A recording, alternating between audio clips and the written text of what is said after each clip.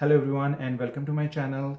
Today I'm going to talk about three things which I do at my home with my kids, which I think you would also find useful, and if you like it you can also go ahead and share this with others. So let's dive into this one. So there are three things which I have learned over a period of time. I have three kids at my home, and it was not easy for me to understand and adopt these things. So I just and but they're like super critical as far as I know, as far as my growth is concerned. I have found out those things very late in the game, and if you are a new parent or if you're going to have kids like in the near term, I would highly recommend you consider these three as well. So number one thing which I have learned and I am trying to do at my home is about the emotions. Have you heard the phrase which says all the emotions are welcome but not all the actions? So what does it mean basically? So in a typical household, especially if you're somebody like me who has come from India, we are not taught to express our emotions in a negative way. For example, crying or anything like sad.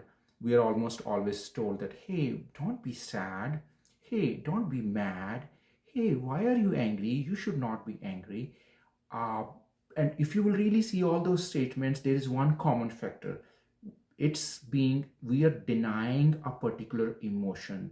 We are trying to make a case that those emotions are not good emotions, but our focus should really be on the actions. So if a kid is sad or if a kid is angry, I think that's pretty good and healthy emotion to begin with. If there is an action out of those emotions which are not nice, for example, if you are a person of, let's say, of a value which is, say, a non-violence, and somebody is mad and he breaks a plate or a glass, definitely that's not welcome, and we can have a discussion on that one, that how is that not useful. But an emotion itself is not a bad thing to do, and some authors would even call those as healthy emotions. Imagine a person who is not mentally well.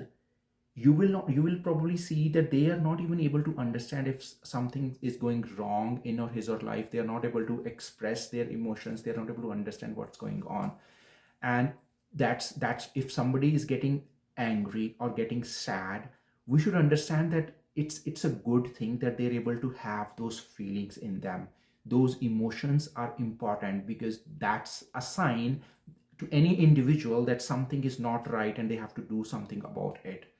So that's why it is so important to make sure that we encourage all the emotions, and we always embrace them. So one practical thing which I always do at my home is, let's say my son, I say something and my son say he didn't like it and he's really mad at me and he makes faces and all that.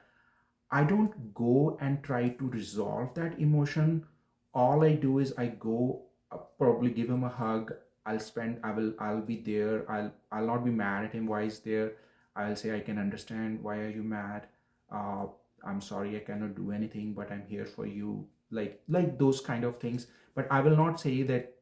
And later on, many times I've seen that it'll just take 30 seconds for them to get out of that emotion and they will be normal, provided we are supporting them, like as at least for the kids, like we are supporting them. I normally would do this. My son is mad that he hasn't got the toy he wanted to buy, and I will say, I understand you're mad, and totally fine. I would be mad too. Can I just give you a hug right now? I love you so much. So I just want to give you a hug. And after some, but I'm not addressing that concern on which he's mad. So that's where I think this is where we do a little bit. I'm not going to say that, hey, don't be mad. You should not be mad. All the kids you get toys every time you are here. I don't go into that kind of blame game. So I think that's something I just wanted to share, that why is that more important, for kids to make sure that they are able to understand their emotions, and that in a way will also help them regulate those emotions when they grow up. Second thing which I always try to do at my home, and I'm not saying that I'm perfect in that, but I always try to make sure I'm conscious about that, so that I try to not do that. And that thing is about solving their problems. We can solve any problem or any situation way more quickly and efficiently than our kids can solve. For example, they are struggling with a particular, I'm just taking, let's say they're drawing something. I know they're not perfect. I'm not going to draw it for them. I'm going to let them struggle, let them waste 3, 5, 10 sheets finally when they come up with something. So it could be that, it could be anything else. They're trying to fix a toy, they're making a block, they're trying to see a video and they're making a block which is similar to that one, and they're missing that one particular aspect again and again. I'll let them struggle for some time so that they are able to embrace that fact that they can solve this. And ultimately, once they solve it on their own, it is going to help them a lot in their own self-esteem. So it's, for me at least, it was so uh, easy for me to just go and do it for my kids rather than letting them struggle, so that I'll be done with it quickly. For example, it goes to so many things. For example, they need to clean up their room. They will probably take like 30 minutes to clean up their room. On the other hand, I can do it in like 5 minutes. But that's what I was doing, and over a period of time I realized that I'm taking that opportunity away from them, where they can have those small little wins under their belt which will help their self-esteem. So there is a lot of research out there which tells us that we need to let them have those challenges. We need to let them, I'm not saying that we should just leave them on the road. I mean, wherever there is a safety and security issue, we should definitely be there. I'm not able to come up with a lot of examples, but let me try to pick few. For example, let's say my son or my daughter, they have received a new toy. They do not know how to turn it on, where the batteries are, even if they have to use a screwdriver to open it.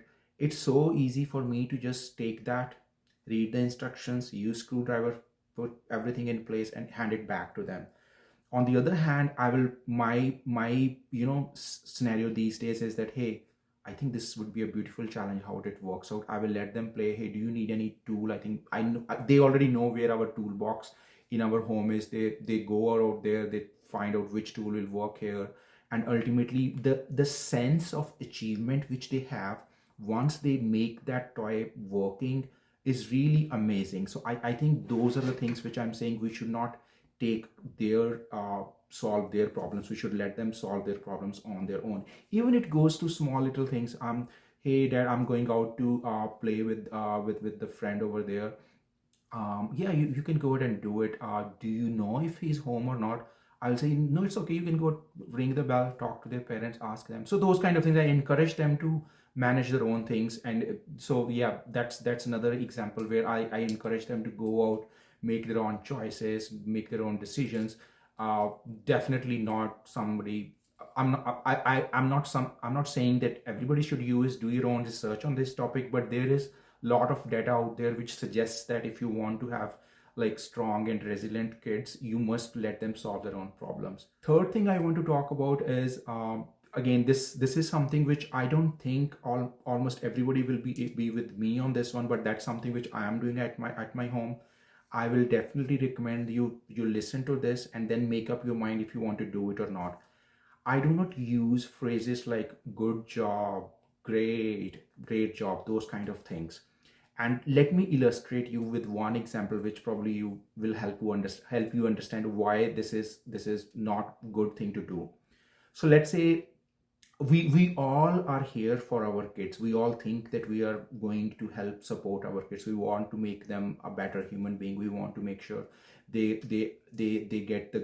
get all the good skills which are required in their life to be a successful human being. So let's say, for example, let me talk about my daughter. For example, the other day she was drawing something, a painting.